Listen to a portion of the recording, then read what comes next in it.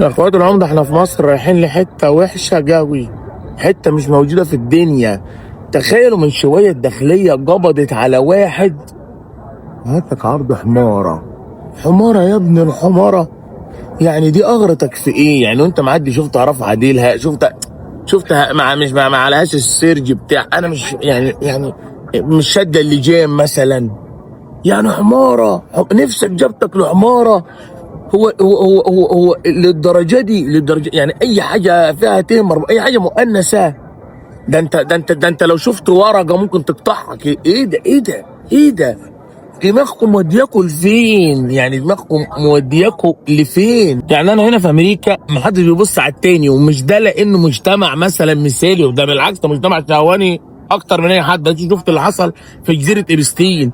ولكن حتى شغل عقلك يا راجل في الغلط. يعني شغل عقلك في الغلط، ما تروحش لحماره.